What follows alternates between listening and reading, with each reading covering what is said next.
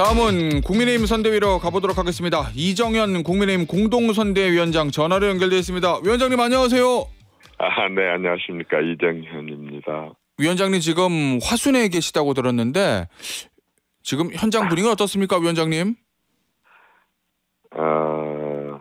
대통령 선거임에도 불구하고 예. 일단 일반 국민들은 좀 차분합니다. 그렇게 벽보나 플랜카드 빼놓고는 예. 그다지 이렇게 많이 관심을 보인 것 같지가 않은데 그래요? 예. 호남에 아주 묘한 흐름이 지금 생기기 시작을 했어요. 사실 이번뿐만 아닌데 호남에서도 민주당에 대한 지지는 여전합니다. 예. 그런데 이재명 후보 님에 대해서는 아주 일찍부터 뭔가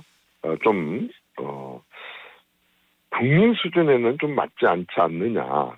특히 이제 도덕성 부분에 대해서만 얘기를 하고 이렇게 하는데 그런 조짐이 있어서 호남 사람들도 내가 아무리 호남이지만 무조건 민주당이 내세웠다 그래서 우리가 알고 있는 내용만 가지고도 저런 분이 국가를 대표할 수 있는 대통령이 될 수 있을까 하는 그런 의구심을 표시하는 그러한 사람들이 꽤 많습니다. 생각보다 많습니다. 그래요? 아니 근데 이제 얼마 전에 제가 민주당 박지원 위원장 인터뷰를 했는데 박지원 의원도 지금 호남에 상주하고 계시는데 이거 DJ 때나 이 노무현 전 대통령 때보다 훨씬 지금 분위기가 좋다. 이재명 후보에 대한 지지가 그 이상이다 이렇게 얘기하시던데요.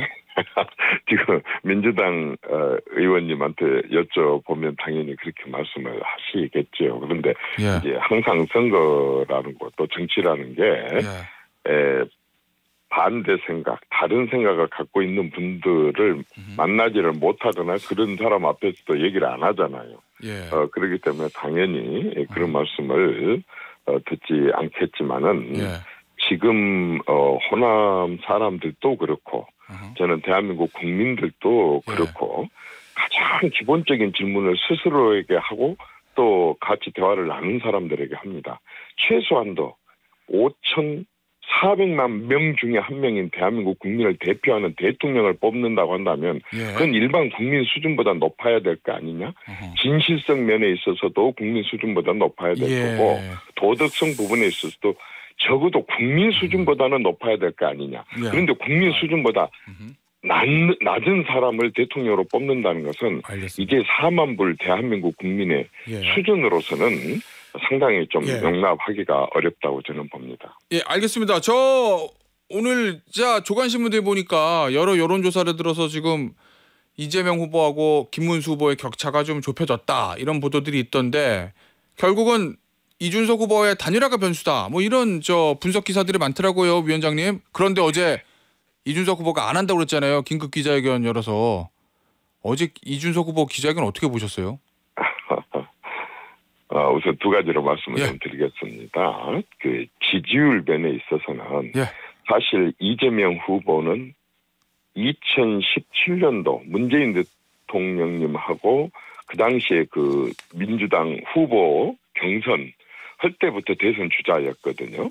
대선 주자급이었죠, 말하자면. 그렇죠. 그리고 8년 동안을 대선 주자급이었고, 그리고 그 정당에서는 거의 다양성이나 다원성이 없이 한 사람 80%, 90%를 하지만은 국민의힘은 경선 다양성을 갖고 하다 보니까 김문수 후보가 지난 5월 12일 날 비로소 대통령 후보가 됐습니다. 그러니까 8년 된 대통령 후보하고 10일 된 대통령 후보하고 지금 경쟁을 하다 보니까 초반에 여론조사의 격차는 당연했습니다. 그러나 이제 그 경선에 참여했었던 후보를 지지했던 사람들도 뭉치기 시작하고 특히 누구도 부인할 수 없는 대한민국은 진보와 보수의 지지자들이 기본적으로 40대 40은 있다고 봅니다. 그래서 이제 40을 넘어섰고 45%를 향해서 가는 것은 이제는 좀 어떤 진영 보수의 결집이 그동안 흩어져 있던 보수 결집이 이루어지고 있기 때문에 이제 격차는 아주 줄어들 거라고 봅니다. 그런데 방금 말씀하신 이제 마지막 보수의 결집의 마지막 그야말로 활용 점정이 이준석 대표 후보님하고 예. 단일화가 아니냐. 그런데 이 후보님이 지지율이 좀 많이 올라가고 그래서 어제는 아주 완전히 다 끊었다 이렇게 얘기를 합니다. 저는 그게 진실이라고 봅니다.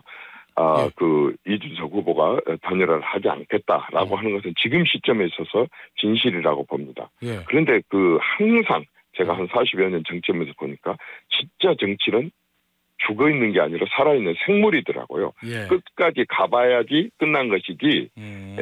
지금 현재도 저는 우리 국민의힘은 예. 문을 열어놓고 기다리고 있고 이준석 후보님도 예. 사실 가장 아픈 선택이 예. 나중에 봐보면 가장 위대한 선택이 될 수 있다고 봅니다. 그래서 진짜 승부는 마지막 날이 결정된다. 저는 이렇게 보고 기다려보고 있습니다. 보겠습니다. 근데 저 위원장님 이준석 후보가 어저께 대놓고 안 한다고 한 거 아니에요. 그런데 아무리 정치가 생물이지만 하게 하려면 뭔가 이준석 후보에게 명분이든 실리든 뭔가는 좀 이렇게 좀 움직일 수 있는 공간을 만들어줘야 될 텐데 어떤 거 생각하고 계세요? 사실 지금 그 말씀은 예. 뭐 이준석 후보에게 국무총리를 제안을 해라 아니면 당권을 해라 아니면 공동정부 구성을 제안해라 이런 얘기들에 또 많이 이제 우리 아나운서는 그렇게 안 하셨겠지만 다른 분들은 예. 되게 이제 그런 여건과 환경 조건을 제시하라 그렇게 이제 그런 의미로 얘기들 합니다. 근데 그것은 그래요? 일단 예. 선거법에도 맞지도 않을 뿐만 아니라 예. 그건 정말 앞으로 미래의 권력 또 미래에 굉장히 커가게 될 그야말로 저는 엄연한 호랑이다라고 표현할 정도의 예. 이준석 후보를 좀 모욕하는 겁니다. 왜냐하면 예. 그런 거래라고 예. 하는 그러한 정치는 진짜 아주 오래 전에 40-50년 전에 했었던 그런 정치 행태고 예. 지금은 이준석 후보께서도 하나는 이준석 후보가 저렇게 자질 있고 능력 있고 잠재력 있는 사람들의 미래를 봐서 지금 미래의 선택 결국에서는 그때 가서도 제3당 후보로 있어가지고는 안 되잖아요. 예. 그때도 그때 다수 당으로 들어가가지고 예. 다수 세력의 지지를 받아야 되지 얼마나 훌륭한 박찬정 선생님이나 우리 손학규 대표님이나 이인재 대표님 많이 있었지만은 예. 3당에 머물러 갖고는 뜻을 못했거든요. 그래서 알겠습니다. 본인의 미래를 위한 선택이 돼야 되고 또 예. 하나는 예. 정말로 아까도 얘기했지만 국민 수준에 맞는 대통령을 갖게 하는 그렇게 하기 위해서도 예. 본인도 그런 판단을 하고 있다면 기왕이면은 예. 될 수 있는 후보와 함께 힘을 합치고 또 그다음 미래를 바라보는 그런 것으로 해야지 거래로 하는 것은 맞지 않다고 예. 봅니다. 토요일이 골든타임이다 뭐 이런 얘기가 있던데 그 얼마 안 남았거든요 시간이. 그 전에 성공시킬 계획이 좀 있으신가요? 뭐 계획이라기보다는 간절한 바람이죠. 우리가 예. 진짜 그 국가 외교나 안보를 포함해서 국가 경제를 살리고 국민들의 저러한 고통과 우려와 염려를 해결을 해줄 수 있는 방안을 예. 찾기 위해서 더 좀 절실하게 대화도 해보고 마음도 바꿔보자 하는 예. 그런 것이지 사실은 그 골든타임은 저는 선거 마지막 날까지가 마지막 날 저녁까지가 된다고 봅니다. 그럼 대선 그게 바로 전날까지도 노무현 대통령하고 정몽준 후보가 또 그렇게 했었을 거예요. 예. 아니 그러면은 위원장님 그러면은 대선 마지막 진짜 대선 전날까지라도 이준석 후보의 결단을 기다린다 뭐 이런 말씀이신 거예요? 물론 결단도 기다리고 예. 또 더 많은 그 노력을 해야 되겠죠. 그게 정치 아닙니까? 예. 대화라든가 타협이라든가 물밑으로의 예. 서로의 많은 그런 서로 그 교류라든가 이런 걸 통해 가지고 어쨌든 그렇게 하는 것이 나라를 위한 길이다라고 판단을 한다면 그렇게 하자는 거죠. 근데 후보님 대선 전날까지 기다린다는 얘기는 뭐 여론조사 단일화 이런 게 아니고 이준석 후보한테 친정이 국민의힘으로 돌아와라. 그리고 후보직 포기해라 뭐 제가 이런 말씀이세요? 말씀드리는 것은 예. 그 말하자면 단일화의 마지막 시점을 얘기하는 거고 예. 그 사이에 방금 말씀하신 대로 여론조사를 통해서 하든 또 그밖에 다른 방법을 통해서 하든 예. 그런 방법을 찾아가는 게 정치입니다. 알겠습니다. 육법전서 놓고 법에 이렇게 돼 있다 저렇게 돼 네. 있다 하는 법률가들이 하는 정치하고는 예. 다른 게 바로 이러한 가능성의 정치. 예. 항상 이렇게 서로 예. 결국 진심이면 통하게 되어 있다고 예, 보고 알겠습니다. 서로의 진심을 갖고 하게 되면 충분한 저는 결과를 얻어낼 수 있다고 봅니다. 그 제가 방금 전에 민주당의 김민석 선대위원장한테 단일화 물어봤더니 하기는 할 건데 그래도 야합이기 때문에 효과가 없을 걸 이렇게 답변했거든요. 어떻게 보세요? 지금 효과. 지지율 높은 민주당 입장에서야 무슨 말들을 못하겠고 또 상대방 후보들에 대해서 항상 상대당에 대해서 또 존중을 잘 안 해주고 계신 분들이라서 무슨 예. 말씀인지 못하겠습니까만 어쨌든 예. 그건 저희들의 문제고 또 예. 국민의 문제고 아까도 얘기했지만 어쨌든 이번 대통령 선거는 최소한도 예. 국민 수준에 맞는 국민 수준의 맞춤형 대통령 정도는 뽑아야 된다고 보기 때문에 그런 예. 부분에 있어서 이준석 후보하고 김문수 후보가 저는 충분하게 마음의 교환을 그 사이에 또 예. 추가를 할 수 있다고 봅니다. 알겠습니다. 앞서도 이제 잠깐 언급하셨는데 이런 일이 있으면 안 된다라는 취지로 이 개혁신당 죄송합니다. 이동훈 공보단장이 SNS에 글을 썼잖아요. 이른바 당권 거래설. 일부 친윤 인사들이 들어와서 후보직을 양보하면 당권을 주겠다 이렇게 얘기했다는 거. 이거 민주당에서 후보 매수죄로 고발한다고 하거든요. 어떻습니까 이 부분? 우선 예. 민주당한테 좀 한 말씀 하고 싶어요. 저는 최근에 한 3, 4년 정치 한 40년 했거든요. 예. 김대중 노무현 대통령님이나 과거에 김영삼 대통령 같이 이렇게 좀 위대한 대통령들은요. 절대 고소고발 함부로 안 합니다. 예. 정말 이 정치거든요. 정치가 법으로 해결하려고 한다면 그건 사법부죠. 예. 아주 걸핏하면 특검, 걸핏하면 헌재 고소, 걸핏하면 검찰의 고소 고발, 그리고 판사 입만 돌아보다가 자기들한테 불리한 판결 나오면 정치 탄압한다고 계속해서 투덜거리고 또 그래서 대법원장 무슨 대법관들을 탄핵한다 그러고 청문회 한다 그러고 아니 도대체 그런 놈의 정치가 어디 있습니까? 걸핏하면 고소 고발입니다. 지금 누구를 고발합니까? 그렇게 얘기한 사람이 누군지도 모르고 또 그렇게 누가 그렇게 거래했다는 것도 말하자면 우리 이준석 후보님께서도 그런 없다 이렇게 얘기를 하셨거든요. 예. 그런데도 모든 정치를 고소 고발로 가져가려고 그래요. 고소 고발을 그렇게 좋아하면서도 그렇게 또 검찰은 미화라 그러거든요. 예. 그런 거 수사하는 사람이 검찰이 수사할 때 누가 수사를 합니까? 민주당 당원이 수사하는 것도 아닌데 그렇게 너무 매사를 고소 고발로 가면 안 되고 방금 이 사실은 예. 지금 실체가 없지 않습니까? 누가 그렇게 제안을 했다는 것도 한 번도 지금 밝힌 적이 없고 실제로 그런 이준석 후보도 없다 그랬어요. 그런데도 불구하고 예. 계속 고소 고발입니다. 그 고소 고발 정치 좀 그것도 그만하고 좀 그쪽은 입이 없습니까? 예. 대화도 좀 할 줄 알고 타협도 좀 할 줄 예. 알고 양보도 좀 할 줄 알고 이렇게 자, 가는 거 아닙니까? 예. 그러면 정치가? 위원장님 혹시 국민의힘 내부적으로 이 부분에 대해서 사실관계 확인 이런 거 좀 해보셨나요? 저는 내부적으로 예. 상당하게 국민의힘에서 오래 하다 보니까 발도 좀 있고 예. 사람들도 좀 많이 압니다만은 그러시겠죠. 이런 얘기를 예. 했던 사람을 들어본 적이 없고 또 그래요. 예. 이런 거래는요 옛날식 거래입니다. 또 이준석 후보가 이런 예. 달콤한 그런 것에 넘어간 사람도 아니고 또 그런 정도 노린 사람이 대통령 후보 꿈을 꾸겠습니까? 언젠가는 지금 대통령이 됐다고 확신을 가지신 분이고 예. 저도 또 충분히 그런 잠재력과 능력이 있는 분이라고 보고 있기 때문에 저는 그 알겠습니다. 말에 대해서 전혀 신뢰하지 않습니다. 자, 윤석열 전 대통령이 부정선거 관련된 영화를 봤어요.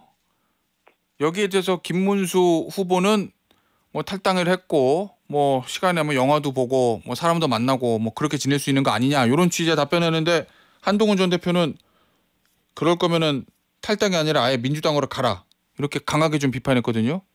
요거 어떻게 보십니까, 위원장님?